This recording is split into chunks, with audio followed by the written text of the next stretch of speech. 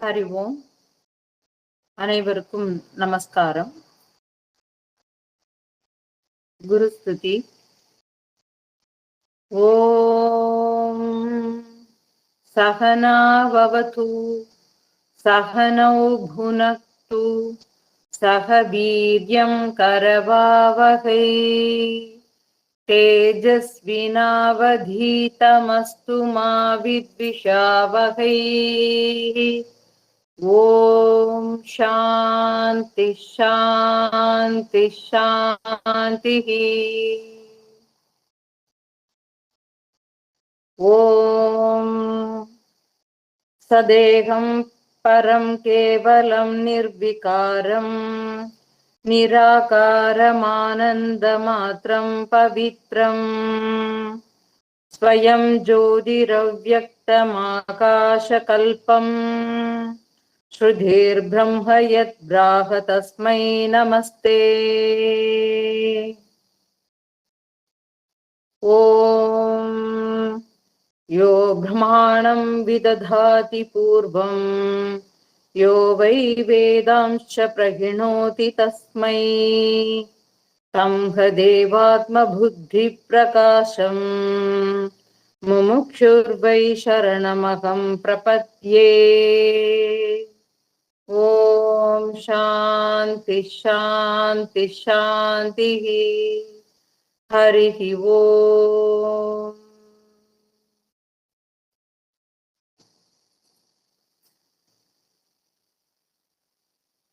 இப்ப நாம இதுல பார்க்க இருக்கிறது தட்சிணாமூர்த்தி ஸ்தோத்திரம். தட்சிணாமூர்த்தி என்கிறது நம்ம ஒரு சிவனினுடைய அவதாரம் அப்படின்னு நாம பாக்குறோம். சிவனுடைய ஒரு அம்சமாட்டு நம்ம வச்சிட்டு இருக்கிறோம். நம்ம அப்படியாக பாக்குறோம். பொதுவா தட்சிணாமூர்த்திங்கிறவர் எப்படின்னா ஞானத்தினுடைய அவதாரம். ஞானமே ஒரு உருக்கொண்டு இறங்கி ஞானத்தை உபதேசிக்கிறது.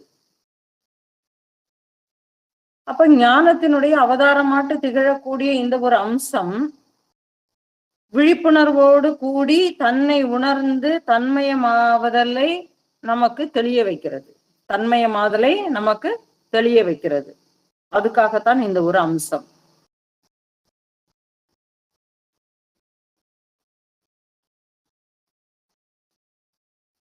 இந்த தட்சிணாமூர்த்தி ஸ்தோத்திரம் ஆதிசங்கரால கொடுக்கப்பட்டது. இந்த ஸ்லோகம் அத்வைத வேதாந்தத்தை முழுவதுமாக விளக்குகிறது. சாஸ்திரம் அத்வைதத்துல என்னென்ன சொல்லி இருக்கிறதோ சொல்லி இருக்கிற எல்லா அம்சங்களும் எல்லா விஷயங்களுமே இந்த தட்சிணாமூர்த்தி ஸ்தோத்திரத்துக்குள்ள அடங்கி இருக்கு, பொருள் பொதிஞ்சிருக்கு. அப்போ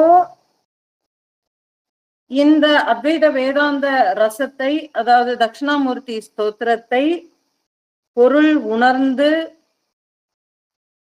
மீண்டும் மீண்டும் உச்சரிக்கும் பொழுதும், இதனை தியானிக்கும் பொழுதும், இதனை மனனம் செய்கின்ற பொழுதும் அத்வைத அனுபவத்தில் முழுமையாக ஒருவரால் நிலை பெற முடியும். இது நிலை பெறுவதற்கு உதவுகின்ற ஒரு சாதனமாக இந்த ஸ்தோத்திரம் பார்க்கப்படுகிறது.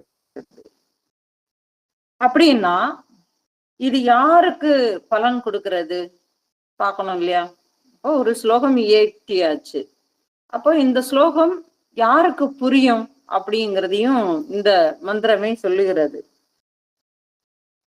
எப்படின்னா சாஸ்திரங்கள் எல்லாவற்றையுமே முழுமையாக கற்று அறிந்திருக்கிறான்.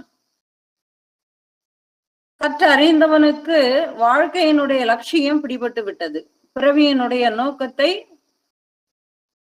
அறிந்து கொண்டான். பிறவியினுடைய நோக்கத்தை அறிந்து கொண்டவனுக்கு அதன் மீது ஒரு இச்சை ஏற்படுகிறது. அதனால்தான் முக்தியின் மீது இச்சை அவனுக்கு உண்டாவதினால் அவனுக்கு முமுக்ஷு என்று ஒரு பெயர். அப்போ சாஸ்திரங்கள் எல்லாத்தையுமே கற்று பரோட்சமாக அதனை அறிந்து உணர்ந்து கொண்டவன் பரோட்சமாட்டு தெரிஞ்சுக்கிட்டான். ஆனா நான் அனுபவித்தா மட்டும்தானே எனக்கு அது தெரியும். நான் தன்னை அது போலவேயே ஆக்கி கொண்டால் மட்டுமே தானே அது நமக்கு உண்மைக்குமேயே அது என்ன சொல்ல வருகிறது, அது உண்மைதான் அப்படிங்கறத நான் ஏத்துக்க முடியும். எனக்கு அது அனுபவம் ஆகாதது வரைக்கும் அது எப்படி இருக்கும்? பரோட்சமாட்டே இருக்கும். வெறும் ஒரு புத்தக அறிவாட்டு தான் இருக்கும். அப்படி அந்த புத்தக அறிவாட்டே இருக்கும் பொழுது இன்னொருத்தர் வேற ஒரு விஷயங்கள பத்தி பேசும்போது என்ன ஆயிடும்? மைண்ட் வந்து டைவர்ட் ஆயிடும். கன்ஃப்யூஸ் பண்ணிடும். இதுக்கு காரணம் என்ன? பரோட்ச ஞானம். நமக்கு வந்து நாம் நிற்கிறோம். அப்ப இது அதையும் கடந்து போக வைக்கிறது. அப்ப அபரோக்ஷ ஞானத்திற்கு அபரோக்ஷத்தை அடைவதற்கு, அதனை அனுபவமாக்குவதற்கு, அந்த அனுபூதியை பெறுவதற்கு, நுழைவதற்கு தயாராக இருப்பவர்களுக்கு இந்த தட்சிணாமூர்த்தி ஸ்தோத்திரம் ஒரு வரப்பிரசாதம். அப்ப இதுவே என்ன சொல்லிருது? ஒரு தகுதியை கொடுத்துருது. யாரு தட்சிணாமூர்த்தி ஸ்தோத்திரத்தை இந்த மாதிரி பொருள் உணர்ந்து படிக்கும் பொழுது இந்த மாதிரி ஆகும். தன்னை உணர்ந்து தன்மயமாதலை அவரை என்ன பண்ண முடியும்? அத்வைதா அனுபவத்தில் முழுமையாக நிலை பெற உதவும். அபரோக்ஷ அனுபூதியை இது கொடுக்கிறது. அபரோக்ஷ அனுபூதி சித்தியை கொடுக்கிறது. அப்ப மத்தவங்க எல்லாம் படிச்சானாக்க அப்ப ஒண்ணுமே கிடைக்காது. அப்ப நாங்க வந்து இதுதான் இதனுடைய தகுதி அப்படிங்கக்கூடிய பட்சத்துல நாம இதெல்லாம் பண்ணிக்க வேண்டிய அவசியமே இல்லையா? அப்படின்னா எங்களுக்கு இதெல்லாம் தேவையே இல்லையே. அப்ப நாங்கெல்லாம் என்ன பண்றது? ஆனால் சாமானியர்களுக்கும் இது அதற்குண்டான பலனை கொடுக்கும். ஏன்னா வாழ்க்கையினுடைய லட்சியத்தை நோக்கிய ஒரு பயணத்தை கொடுக்கறதுனால இது எல்லாமே என்னதுன்னா திரும்ப திரும்ப பண்ணும்போது அது அபரோக்ஷ அனுபூதியை உடனடியாக கொடுக்காவிட்டாலும் உள்ளுக்குள்ள இருந்து அது வேலை செய்ய ஆரம்பிச்சிடும். என்னன்னா அதற்குண்டான விதைகள் இங்கே விதைக்கப்படுகின்றன.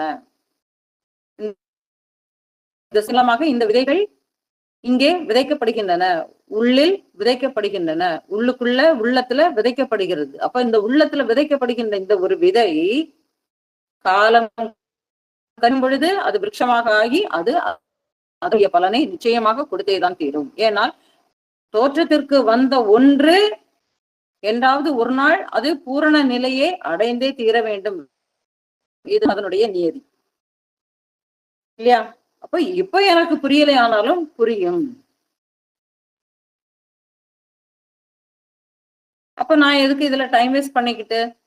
அப்ப முக்தியவையே கொடுக்கக்கூடியது எதெல்லாம் நம்ம சங்கல்பம் வைக்கிறோமோ எல்லா சங்கல்பத்தையும் பூர்த்தி பண்ணி கொடுக்கறதுதான். எப்படி? இந்த ராமாயணத்துல ராமர் கதையை சொன்ன மாதிரி தான். நீ வேணும்னு ஆசைப்பட்டியா? ததாஸ்து. எனக்கு நல்ல ஒரு வேலை கிடைக்கணும், அதனால நான் வந்து சாஸ்திரம் படிப்பதற்கு எனக்கு சுற்றுப்புற சூழல் எல்லாமே இடைஞ்சலாக இருக்கிறது. ஆகையினால் நான் வேறு ஒரு சூழ்நிலையை நான் விரும்புகிறேன். எனக்கு இந்த சூழ்நிலை பொருத்தமாக இல்லை. அதனால எனக்கு வேற ஒரு சூழ்நிலையை நான் விரும்புவதனால் எனக்கு அந்த சூழ்நிலை எனக்கு அமைய வேண்டும். இறைவா எனக்கு அருள் புரி, ததாஸ்து. இவனுக்கு அந்த மாதிரியான ஒரு சூழ்நிலை அமைஞ்சு இவங்க அந்த மாதிரியான இவங்கதான் ஆசைப்பட்டு கேட்பாங்க. அப்ப அந்த ஒரு சூழ்நிலை அமையும் பொழுது அந்த சூழ்நிலை இவனுக்கு ஏற்புடையதாக இருக்காது. அப்பவே என்ன பண்ணுவான்? நான் நினைச்சது வேற, வந்தது வேறன்னு சொல்லிக்கிட்டு அப்பவும் புலம்பிக்கிட்டேதான் உட்கார்ந்துருப்பாங்க. இது மனித இயல்பு. அப்போ நிலையில்லாத விஷயங்கள் எல்லாத்தையுமே உணர்த்தி இங்க உண்மையிலேயே இங்க என்ன நடந்துகிட்டு இருக்குது, இங்க பார்க்கக்கூடிய பிரபஞ்சம் எப்படியானது, எப்படிப்பட்டது அப்படிங்கக்கூடிய விஷயங்கள் எல்லாத்தையுமே உணர்த்தி இதுல நீ யாருங்கிறதையும் தெளிவுபடுத்தி உங்களை உங்களுக்கு காட்டி கொடுக்கக்கூடிய உத்தமமான ஒரு ஸ்தோத்திரம் தட்சிணாமூர்த்தி ஸ்தோத்திரம். இப்போ நாம தட்சிணாமூர்த்தி ஸ்தோத்திரத்துல ஒரு ஒரு நாளைக்கு ஒரு ஒரு ஸ்லோகமா என்னங்கிறது தெரியாது. அதனால இதனோடவே பயணிப்போம். ஒரு நாளைக்கு எத்தனை ஸ்லோகம் பிடிக்க முடியறதோ முடிப்போம். இல்லையானால் இன்னைக்கு ஒரு ஸ்லோகத்தோடவே அதனுடைய விளக்கங்களும் முடியுதுன்னாக்கா அடுத்த நாளைக்கு அடுத்த ஸ்லோகங்கள் எப்படி போறதோ அப்படி பார்த்துக்கலாம். இப்போ இதனுடைய முதலாவது ஸ்லோகம். ஓம் மௌன வியாக்யா பிரகடித பரபிரம்ம தத்துவம் யுவானம் वर्षिष्ठान्तेव सदृशिगणैरावृतं ब्रह्मनिष्ठैः आचार्येन्द्रं करकलितचिन्मुद्रमानन्दमूर्तिम् स्वात्मरामं मुदितवदनं दक्षिणामूर्तिमीढे.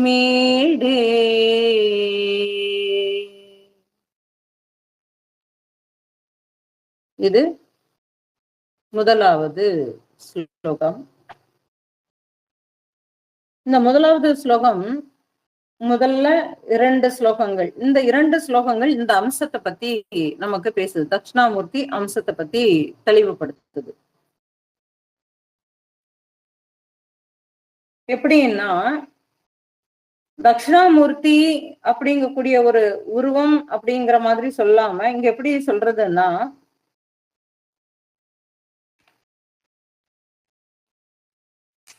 இங்க மௌனமாக விளக்குகிறார். ஆரம்பிக்கிறது மௌன வியாக்கியா. மௌனமாக விளக்குகிறார். எதனை விளக்குகிறார்? பரபிரம்மத்தினுடைய உண்மை தன்மையை வெளிப்படுத்துதல். அந்த செயல் அங்க நடக்கிறது. சரி, அவர் எப்படி இருக்கிறாரு? இளம் வயதோடவே இருக்கிறார். ஆனால் மாணவர்கள் கூட்டத்தை பாத்தீங்கன்னா, இப்போ ஒருத்தர் போதிக்கிறாருனாக்கா கேட்கறதுக்கு ஒரு கூட்டம் இருக்கணும் இல்லையா? அப்போ கேட்கிற கூட்டத்தை பாத்தீங்கன்னாக்க எல்லாருமே முதிர்ந்த ஞானிகள், பிரம்மத்துல நிலை பெற்றவர்களாக இருக்கிறார்கள். அப்படிப்பட்டவர்களுக்கு நடுவுல இவர் இளமையான ஒரு தோற்றத்தோடு உட்கார்ந்து இருக்கிறார். இவரே குருக்களில் முதன்மையானவராக இருக்கிறார். சின்முத்திரையை வைத்துக் கொண்டிருக்கிறார். ஆனந்த மூர்த்தியாக இருக்கிறார். அப்படியாக இந்த ஒரு மந்திரம் ஆரம்பிக்கிறது.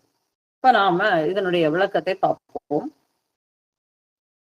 மௌன வியாக்கியா அப்படின்னு ஆரம்பத்திலவே சொல்லிடுது. மௌனத்துல இவர் உபதேசம் பண்ணுகிறார். மௌனமாக விளக்குகிறது. மௌனத்தின் மூலம் எதை விளக்க முடியும்? பெரிய ஒரு ஆயுதம் என்னதுன்னா, மௌனம்ங்கிறது மிகப்பெரிய ஒரு ஆயுதம். இப்ப இங்க மௌன உபதேசம்ங்கிறது தட்சிணாமூர்த்தி பேசவே இல்லை. வாயை திறந்து தன்னுடைய சீடர்களுக்கு விஷயங்களை ஏதாவது சொல்றாருனாக்க, என்ன விஷயத்த சொல்றாருன்னு சொல்லிட்டு காது கொடுத்து கேட்போமே அப்படின்னு பார்த்தா அங்க எந்த சத்தமும் இல்லை. ரொம்ப நிசப்தமா இருக்கு.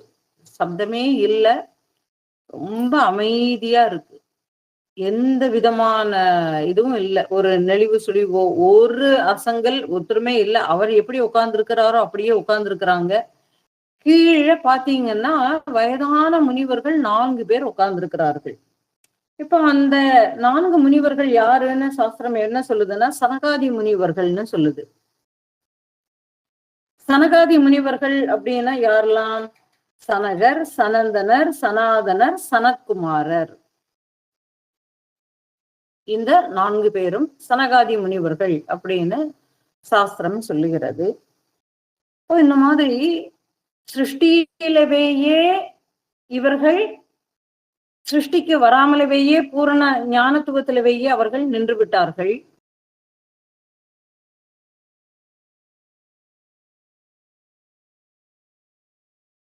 அப்படிப்பட்ட ஞானத்தில் தேர்ச்சி பெற்று எப்பொழுதுமேயே தியானத்திலவேயே பிரம்ம நிஷ்டையிலவேயே இருக்கக்கூடியவர்கள் அன்று தட்சிணாமூர்த்தியின் முன்னாடி அமர்ந்து இருக்கிறார்கள்.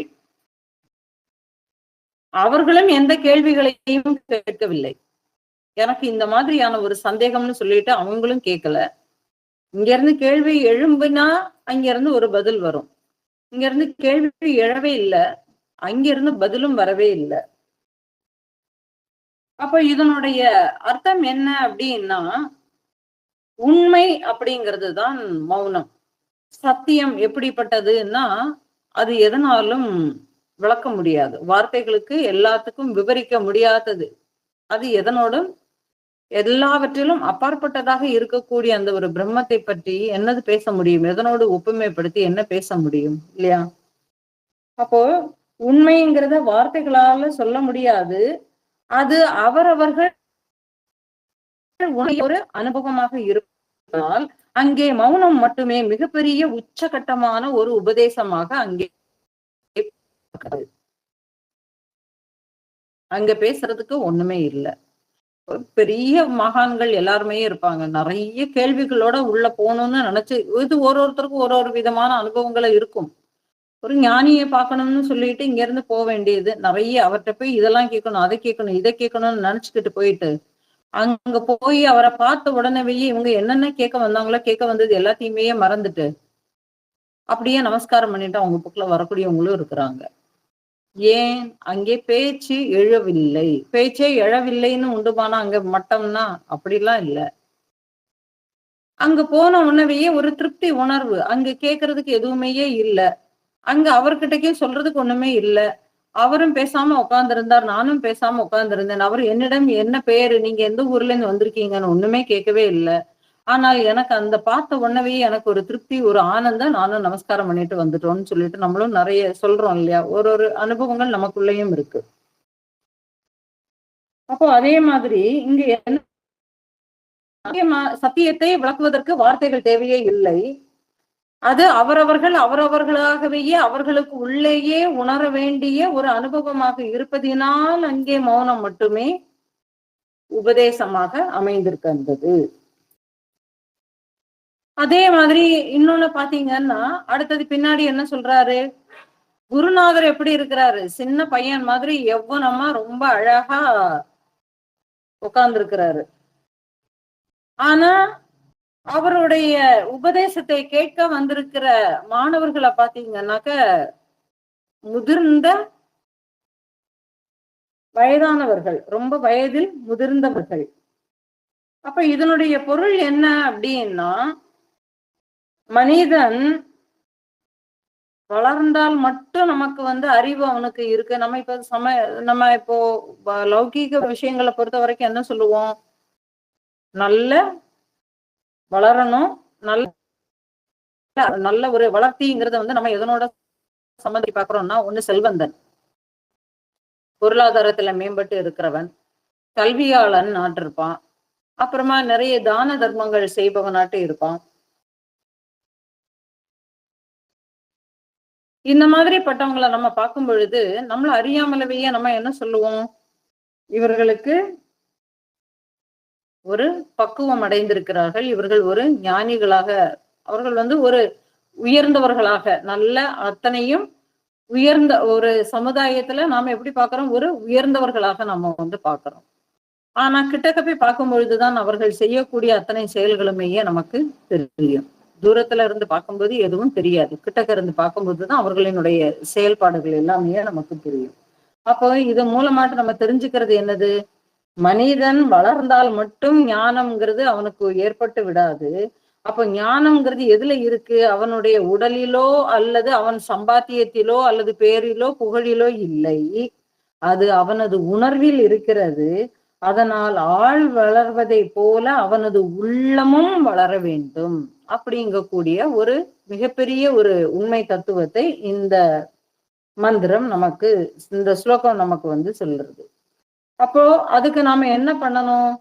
உயர்ந்த விஷயங்களோடவே நாம பயணிக்கணும். அப்போ மனம் எப்பொழுதுமே வெளி விவகாரங்களுக்குள்ள ஈடுபட்டுக்கிட்டு இருக்கிறது வரைக்கும் நமக்கு நல்ல விஷயங்கள் நமக்கு உள்ள போகாது. அப்ப நம்ம என்ன பண்ணணும்? ஒரு சத்சங்கத்தோடு ஒரு தொடர்பு வைத்துக் கொண்டு ஞானிகள் கூட்டத்தோடவே இருந்து அங்கு பேசப்படுகின்ற உத்தமமான மகோன்னதமான வார்த்தைகளை எல்லாம் நமக்கு உள்வாங்கி, அந்த உள்வாங்கினதோடு என் வேலை முடிஞ்சிடுச்சுன்னு சொல்லக்கூடாது. நம்ம இப்ப எல்லாருமே பண்ணக்கூடிய ஒரு விஷயம் என்னதுன்னா, நம்ம இப்ப ஒரு வகுப்பு நடக்கிறது, அதுல விஷயங்கள் நம்மளுக்கு சொல்லி கொடுக்குறாங்கன்னா எல்லாருமே கலந்துக்கிறோம். கலந்துக்கிட்டு இன்னைக்கு நான் இந்த விஷயங்களை நான் கேட்டதோட என் வேலை முடிஞ்சது. இப்ப கேட்டேன், நான் இதை சிந்திச்சு பார்த்தேன், இது நான் இது எனக்குன்னே சொன்ன மாதிரி இருந்ததுன்னு சொல்லுவோம். ஆனா எனக்காக வேண்டியே சொல்லப்பட்டதுங்கிறது சொல்லக்கூடிய நான் கொஞ்ச நேரம் கழிஞ்சதுக்கு அப்புறமா நான் என்னுடைய ரொட்டீனாட்டு உள்ளதை பார்த்துக்கிட்டே இருப்பேனே தவிர, எனக்காக வேண்டியே சொல்லப்பட்டதை நான் ஏற்றுக்கொண்டு நான் என்னவாக மாறினேங்கிறது யாருமே சிந்திக்கிறதே இல்லை. அப்ப இதெல்லாமே எப்படின்னாக்க அந்தந்த இடத்தோடவே நிக்குதே தவிர அதனோட டிராவல் நாம பண்ணலன்னு அர்த்தம். அப்போ என்ன, உயரிய விஷயங்களை மனம் உள்வாங்கினால் மட்டும் போராது, அந்த உள்வாங்கின விஷயங்களோடவேயே நான் பயணித்து என்னை நான் அனுபவமாக்கிக் கொள்ள என்னை நானே தயார்படுத்திக் கொள்ள வேண்டும். இது எப்படி? சுயமுயற்சி தான். ஒரு குழந்தை இருக்கு, அந்த குழந்தைய நடக்க வைக்கணும்னு உண்டுமானால் அந்த குழந்தைய 2 கையை வச்சு பிடிச்சு வச்சுக்கிட்டே இருந்தானாக்க அந்த குழந்தை நடக்குமா? நடக்காது. அப்ப என்ன பண்ணணும்? அந்த குழந்தைய 2 கையையும் சப்போர்ட்டுக்கு என்ன பண்ணணும்? கொஞ்சம் விட்டு விட்டு விட்டு விட்டு பிடிப்போம் இல்லையா?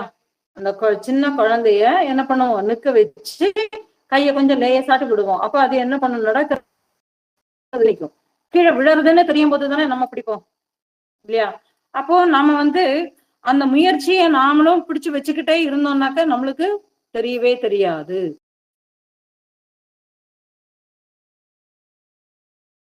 அப்போ அதிலிருந்து தெளிவு வரணும்னு உண்டுமானால் சுயமுயற்சி கண்டிப்பாக வேண்டும். அப்போ இங்க ஞானம்னு நம்மளுக்கு எதை சொல்லுறதுன்னா ஆத்ம அனுபவம் தான் இங்க ஞானமாக பேசப்படுகிறது.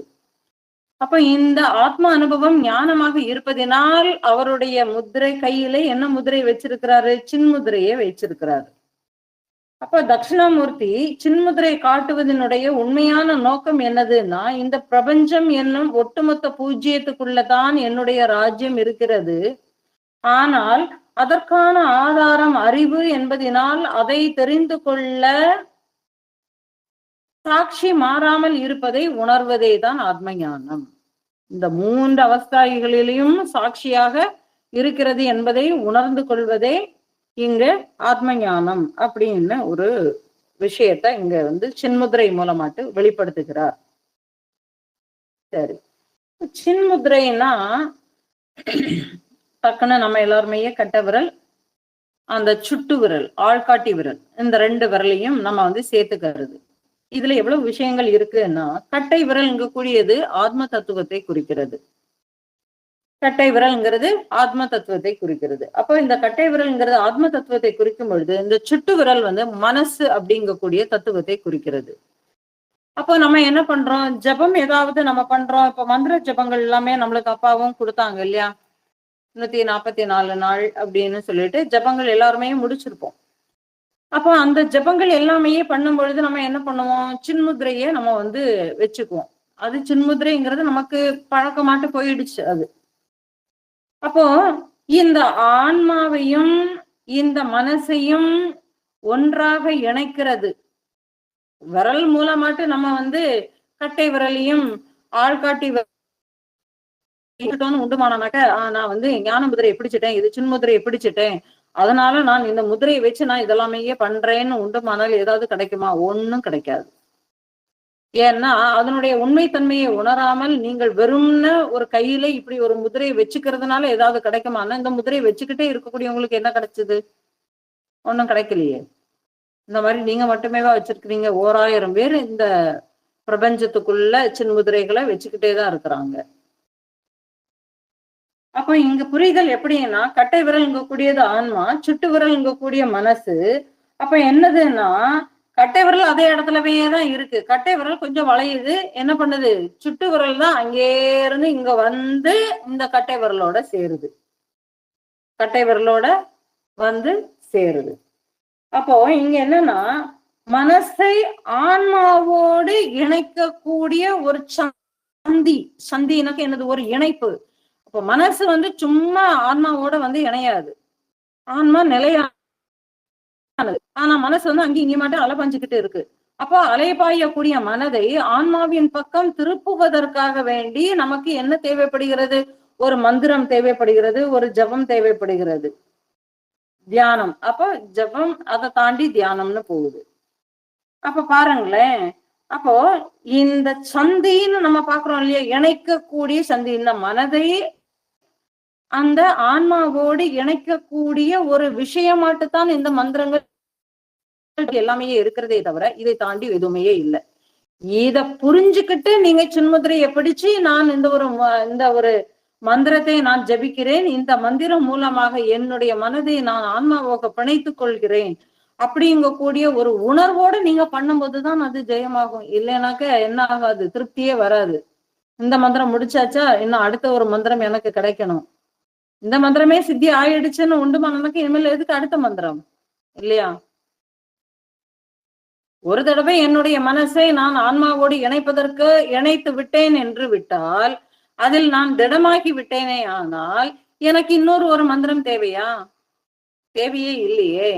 ஆனா நம்ம என்ன பண்ணிட்டு இருக்கிறோம்? எனக்கு இன்னும் வேற ஏதாவது புதுசாட்டு கிடைக்குமான்னு சொல்லிக்கிட்டு நாம என்ன பண்ணிட்டு இருக்கிறோம்? கண்ண விரிச்சுக்கிட்டு இந்த பிரபஞ்சத்துக்குள்ள இன்னும் வேற யாரு இன்னும் ஒரு நல்ல ஒரு மந்திரங்களை சொல்லி கொடுப்பாங்க. அப்படித்தானே நம்ம தேடிக்கிட்டு போறோம் இல்லையா? அப்ப இதுல என்னன்னா மன இதி திராயத்தே மந்திரகா. அப்ப மனதை பக்குவப்படுத்துவதற்காகத்தான் அந்த மந்திரமே தவிர, அந்த மனம் அந்த மந்திரத்திற்குள் பக்குவப்படாமல் இருக்கிறவன் அடுத்த மந்திரத்துக்கு போவான். அப்ப அதுல என்ன அர்த்தம்னா முதலவையே அவன் சரியா பண்ணலங்கிறது தான் அர்த்தம். அதனாலதான் அவன் அடுத்த மந்திரத்தை கேட்கிறான். முதல் மந்திரத்தை இவன் சரியாகவே செய்து முடித்து அதில் அவன் நிலை பெற்று விட்டானே ஆனால் அவனுக்கு அடுத்த மந்திரம் தேவையே இல்லை. ஏன்னா அதுவே அவனுக்கு தேவையான சித்திகளை எல்லாத்தையுமே அழிக்கக்கூடியதாக அமைந்து விடுமே. அப்ப அவனுக்கு அதன் மேல என்ன போயிடுது? ஜெபிக்க சொன்னாங்க. இப்ப நம்மளே இப்ப சாதாரணமாட்டு பாருங்களேன், கோவில்ல போயிட்டு உங்களுக்கு ஒரு பரிகாரம் நான் சொல்றேங்கன்னு சொல்லிட்டு ஒரு ஜோசியர் சொல்றாரு. சிவபெருமானுக்கு நீங்க விளக்கு போடணும்மா. இந்த அம்மா உடனே கேட்கும், எத்தனை நாளைக்கு? அப்பதான் அவர் சொல்லியிருப்பாரு, விளக்கு போடுங்கன்னு சொல்லி முடிச்ச உடனேயே இந்த அம்மா கேட்கும், எத்தனை நாளைக்கு போடணும்? ஏன் சிவபெருமானுக்கு தானே விளக்கு போடுறாரு. காலம் பூராமையே நான் போட்டுக்கிட்டே உட்கார்ந்து இருக்கிறேன்னு எங்கக்கூடிய எண்ணம் அந்த அம்மாவுக்கு வருதா? சிவனுக்கு தானே விளக்கு ஏத்துறோம், சரி போட்டுட்டே போவோமேன்னு. அப்ப என்ன வைக்குது? அதுவும் இந்த அம்மாவுக்கு கஷ்டமாட்டு போயிருது. ஏன்னா 10 நாளைக்கு போகும், 11 நாளைக்கு போகும். அப்புறமா இந்த அம்மாவே புலம்ப ஆரம்பிக்கும். என்ன சொல்லும்? அது அந்த ஜோசியிட்ட போனேன், அவரும் சொன்னாரு, அதனால நானும் போட்டுக்கிட்டே இருக்கிறேன். நடக்கிறது நடக்கட்டும். அப்ப என்ன நடக்கும்? ஒண்ணும் நடக்காது. அப்போ எல்லாமே எதை சார்ந்த விஷயமாக இருக்கிறதுன்னா நம்பிக்கையை சார்ந்த விஷயமாக இருக்கிறது. இறைவனும் எதெல்லாம் நிலை கொள்கிறான்? நம்பிக்கையில் தான் இறைவனும் நிலை கொள்கிறான். கல்லை பார்த்து இது இறைவன்னு பாக்குறவனுக்கு அது இறைவனாகத்தான் தெரிகிறான். அது அங்க கல்லுன்னு தெரியறது இல்ல. அது கல்லுன்னு பாக்குறவனுக்கு கல்லுதான் தெரிகிறது, அங்கே இறைவன் தெரிவதில்லை. அப்போ இங்க இறைவன் எதுலதான் இருக்கிறான்? நம்பிக்கையில் தான் இருக்கிறான். அப்போ இதுல என்னன்னா, அப்போ அந்த இது எதுக்காக சொல்ல வந்தேன்னா, அதாவது இந்த மனசை ஆன்மாவோடு இணைக்கக்கூடிய இந்த மந்திரம் இருக்கிறது. அப்படித்தான் இந்த ஜபங்கள் மந்திரங்கள் எல்லாமே வெளிவந்தன, எதற்காகத்தான் கொடுக்கப்பட்டன. அப்போ இங்க இவர் எப்படி வச்சிருக்கிறாருன்னா, இந்த ஆள்காட்டி விரலையும் இந்த கட்ட விரலையும் சேர்த்து வச்சு பாருங்க. இது எப்படி இருக்கு? ஒரு பூஜ்ஜியம் மாதிரியே இருக்கு இல்லையா? ஒரு பூஜ்ஜியம் வந்துருது அந்த இடத்துல. அப்போ இங்க பூஜ்ஜியம்ங்கிறது என்னதுன்னா, இந்த பூஜ்ஜியம் தான் பிரம்மமா? ஆமாம். அப்ப பூஜ்ஜியம் எப்படி பிரம்மமாக முடியும்? ஆமாம், முடியாது. அப்போ பூஜ்ஜியம்னு வரும்போது அது பிரம்மம் அல்ல. அதாவது அது பிரம்மம் தான். அது பூஜ்ஜியம் அல்லன்னு சொல்ல முடியாது, அது பூஜ்ஜியம் இல்லைன்னு சொல்ல முடியாது. அதாவது அது எப்படி இருக்குன்னா, வெளிப்படாத நிலையில அந்த பிரம்மம் இருந்து கொண்டே இருக்கிறதுங்கிறது தான் அதனுடைய அர்த்தம். உண்மையான அர்த்தம் என்னதுன்னா, அவ்வியக்தமா இருக்கு, வெளிப்படாத நிலையில, அந்த தோற்றம் இல்லாத நிலையில, தோற்றத்திற்கு முன்பு என்ன நிலையோ அந்த நிலையை குறிக்கிறது இந்த பூஜ்ஜியம். அப்போ வெளிப்படாத நிலையில அது இல்லைன்னு சொல்லிட முடியுமா? அது வெளிப்படவே இல்லையேன்னு சொல்ல முடியுமா? அது இல்லைன்னு சொல்லிட முடியுமா? முடியாது. அது என்னது? அது எல்லாத்தையுமே அது தனக்குள்ளவேயே எல்லாத்தையுமே தாங்கி இருக்கிறது. அது எல்லாவற்றையும் தாங்கி இருக்கக்கூடிய ஒரு அடிப்படையாக இருக்கிறது. அந்த அடிப்படை எப்படி இருக்கிறதுன்னா ஒரு ஸ்பேஸாக இருக்கிறது, ஒரு வெற்றிடமாக இருக்கிறது. இந்த அடிப்படையில தான், அந்த அடிப்படையிலிருந்து விஷயங்கள் வெளிப்பட்டு விட்டால் அது லீலையாக மாறிவிடுகிறது. அப்போ அந்த வெளிப்படாத நிலையில அது அங்கே இருப்பது அமைதி. ஒரு நெல்லு தானியம் இருக்கு, அந்த நெல்லுக்கு உள்ளவேயே ஒரு கதிர் இருக்கு. அந்த கதிர்ல வரக்கூடிய அந்த ஒரு நெல்மணியில 1000 நெல்மணிகள் உள்ளுக்குள்ள புதைஞ்சிருக்கு. 1000 நெல்மணிகள் அதுக்குள்ள புதைஞ்சிருக்கு. அந்த ஒரு நெல்மணி விதைக்கலைங்கிறதுனால அதை நான் பயிரிடுவது இல்லை, நான் அதை கையிலவையே நான் வச்சிருக்கிறேன் அப்படிங்கிறதுனால அந்த நெல்மணிங்கிறதுல ஒண்ணுமே இல்லைன்னு சொல்லிட முடியுமா? இதுல என்னது இருக்கு, இதுலதான் ஒண்ணுமே இல்லையேன்னு நம்ம சொல்ல முடியுமா? முடியாது. அது விதைக்கப்பட்டால் அதிலிருந்து வெளிப்படக்கூடியது ஒரு பெரிய ஒரு நிறைய நெல்மணிகளை கொடுக்கக்கூடிய ஒரு கதிர்களாக அமைகிறது இல்லையா? நான் கையில வச்சிட்டு இருக்கிறது வரைக்கும் அதனால இதுக்கு ஒண்ணுமே இல்லைன்னு நான் சொல்லிட முடியுமா? முடியாது. அப்ப அதே மாதிரி இது சிருஷ்டிப்பதற்கு முன்னாடி இருக்கக்கூடிய ஒரு அமைதியை குறிக்கிறது. அதாவது அந்த மௌனத்தை குறிக்கிறது. அப்போ இங்கே அகங்காரம் அழிந்து பூரணமான அந்த ஒரு நிலைதான் இங்கே பூஜ்யம். அதுதான் வெளிப்படாத நிலையாக அங்கே இருக்கிறது. அப்ப அகங்காரம் அழிந்துன்னா என்ன? அங்க தன்முனைப்பு எதுவுமே இல்லை. அங்க நான் படைக்கிறேனோ அங்க ஒண்ணுமே சொல்றதுக்கு ஒண்ணுமே இல்லை. அது வேணும்னானாக்க படைச்சுக்கிறது, இல்லையானா இல்லை. இப்ப உதாரணத்துக்கு இப்ப நம்மளுமையே கையில ஒரு 2 கட்டெரும்ப வச்சுக்கிட்டு, ஒரு கட்டெரும்ப கைக்குள்ள வச்சுக்கிட்டு நல்லா மூடி, இந்த கட்டெரும்பு உயிரோட இருக்கா இல்லையான்னு அடுத்தவங்க கிட்ட கேட்டு, உயிரோட இல்லையான்னு கேட்டானாக்கா நானே என் கைக்குள்ள அதுவே நசுக்கி பாரு அந்த கட்டெரும்பு செத்து போச்சு பாருன்னு காட்டுவேன். அவன் செத்து போயிடுச்சுன்னு சொன்னானாக்கா பாரு நான் அது உயிரோட இருக்குன்னு காட்டுவேன் இல்லையா? எப்படி? அதனுடைய அதிகாரம் யார் கையில இருக்கு? என்னுடைய கையில இருக்குங்கிறதுனால நான் அதை எப்படி வேணும்னாலும் நான் மாற்றிக்க முடியும். அதே போலதான் இங்கே அந்த லீலையை நிகழ்த்துபவன் கையில தான் அத்தனை விஷயங்களுமே இருக்கிறது. அவன் விரும்பினால் உருவாக்குவான், இல்லை என்றால் அவன் அமைதியாகவே இருப்பான். அப்படி இருப்பதினாலே அங்கே எதுவுமே இல்லை என்று ஆகிவிடாது. அங்கே அப்பொழுதும் என்ன இருக்கிறது? தூய இருப்பு என்பது இருக்கிறது. ஆனால் அது உணரப்படாமல் இருக்கிறது. அவ்வளவுதான் உண்மை. அது உணர்வதற்கு, அது உணரப்படுவதற்கு விஷயங்கள் தேவை இல்லையா? உணரப்படுவதற்கு விஷயங்கள் தேவை. இந்த விஷயங்களை நான் உணர்ந்தால்தானே நான் அதை உணரப்பட்டதாக ஆகும். அப்போ நான் அந்த உணர்வதற்கான விஷயங்கள் படைக்கப்பட்டு அதை உணர்பவன் என்று ஒருவன் படைக்கப்படும் பொழுது அது லீலையாக மாறிவிடுகிறது. சிருஷ்டியினுடைய லீலையாக மாறிவிடுகிறது.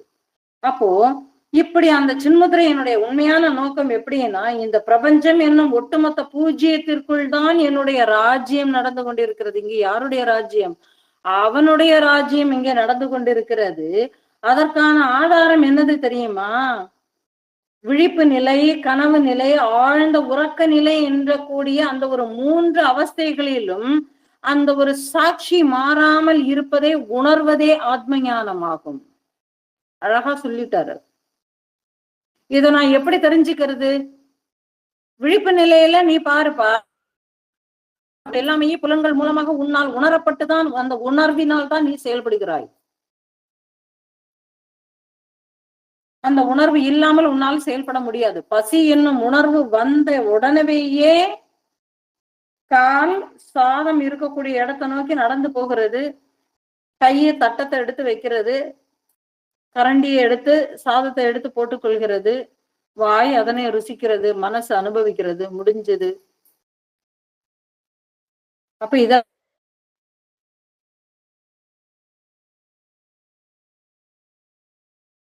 அந்த வழியே கால் எடு தண்ணீர் இருக்கும் திசையை நோக்கி நடக்க ஆரம்பிக்கிறது.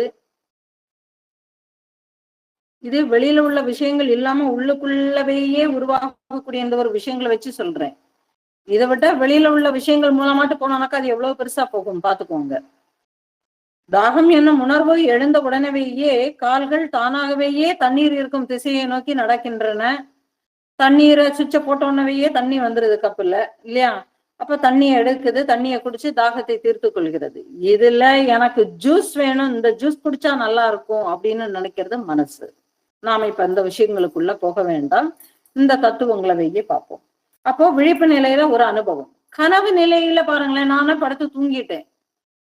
ஆனா தூங்கிட்டு இருக்கிறது வரைக்கும் நான் அந்த கனவை நான் அனுபவித்துக் கொண்டேதான் இருக்கிறேன். நான் தூங்கி கொண்டு இருக்கும் பொழுது, கனவு காணும் பொழுது எனக்கு அந்த அனுபவம் உண்மை போலவே இருக்கிறது. அதில் நான் பயந்தது உண்மை இல்லையா? ஒரு புலி என்ன துரத்திட்டே வருதுன்னு உண்டுமானால் அந்த புலியை துரத்தினதை கண்டு நான் பயந்து ஓடியது அந்த உறக்க நிலையில, கனவு நிலையில நான் அனுபவிக்கையிலே அந்த ஒரு அனுபவம் எனக்கு உண்மையாக உணரப்பட்டது. எப்ப அது பொய்ன்னு தெரியும்? கண்ணை விழிச்சு பார்க்கும்போதுதான், ஆஹா இது நான் கனவு கண்டேன் இல்லையா?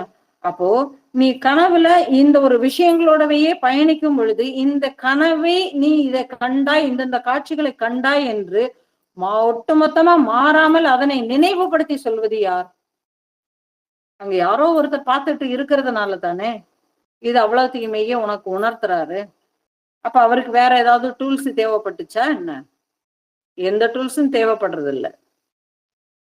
ஆழ்ந்த உறக்கத்துல பாருங்க, எதுவுமே தெரியல. அவன் கனவு கண்டானுங்கிறதும் தெரியல, கனவும் தெரியல, விழிப்பு நிலையும் தெரியல, கனவு அனுபவமும் இல்ல. அங்க 2 அனுபவமும் ஆப்சென்ட் ஆயிடுச்சு.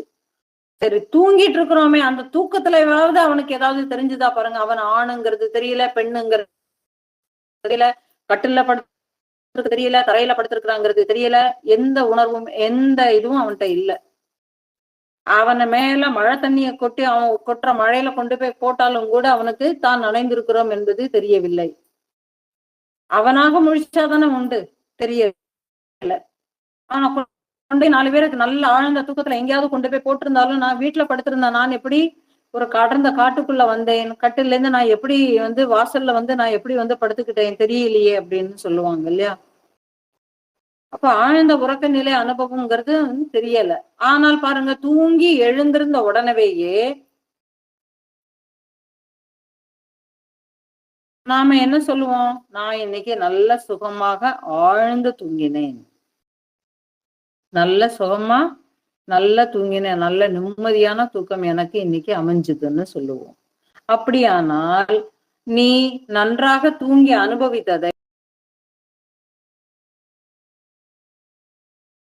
அங்கே இருந்து அதனை நீ அனுபவித்தவாறு பார்த்து உணர்ந்து உனக்கு சொல்லியவர் ஒருவர் இருக்கிறார் அல்லவா?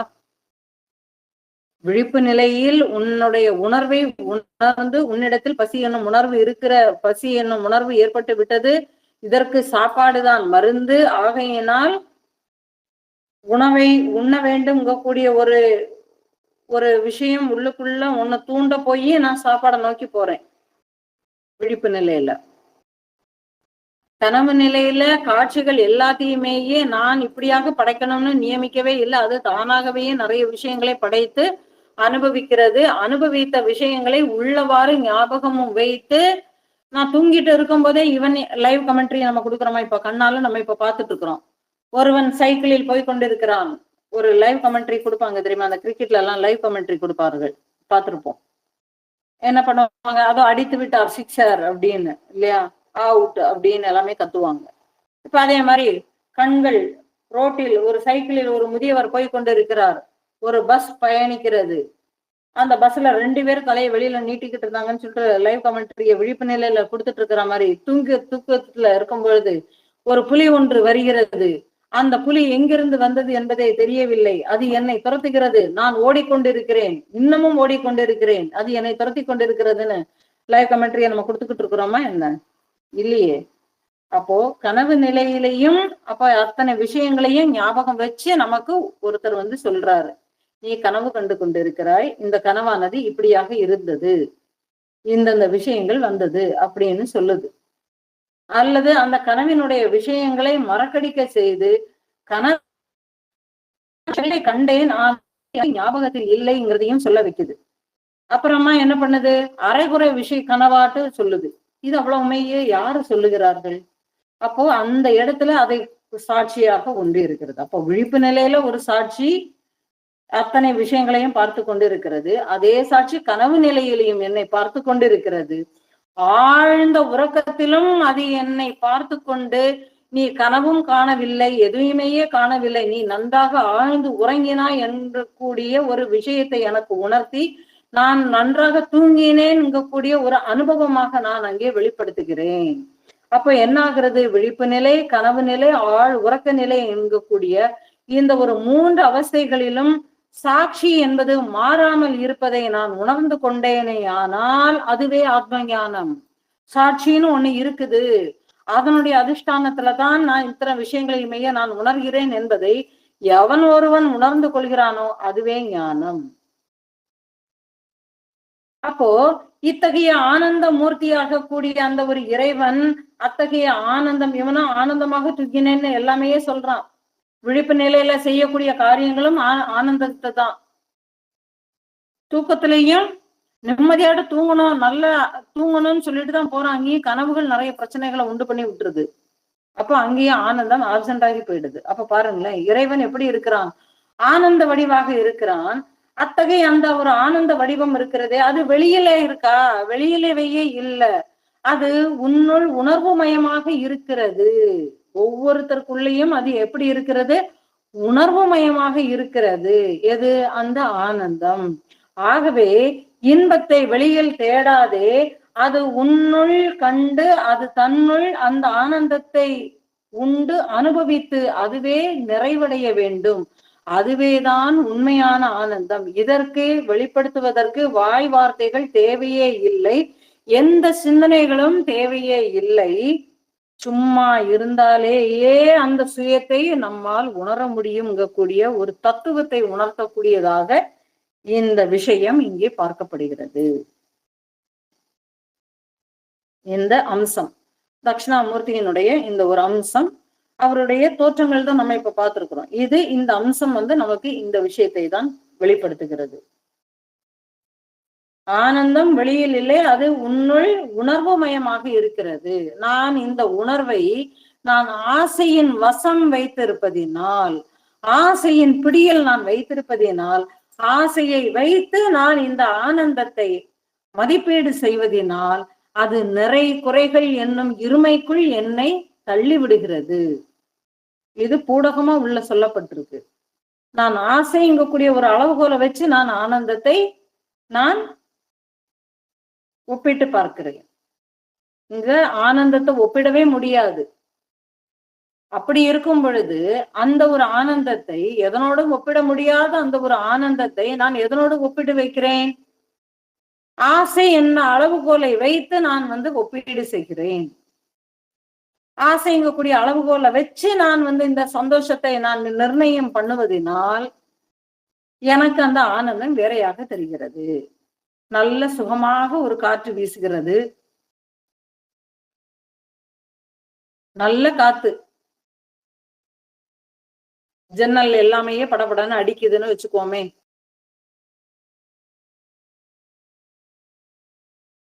அந்த அளவுக்கு நல்ல ஒரு காத்து அடிக்குது.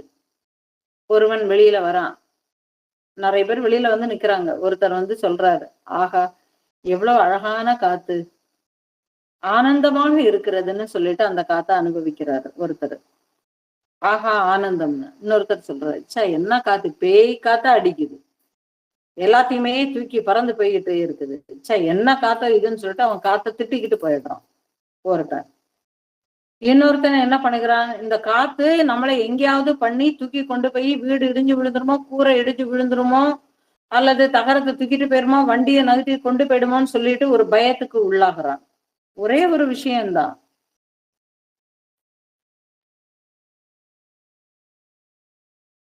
அப்ப இது எதை பொறுத்த மாறுபடுகிறது?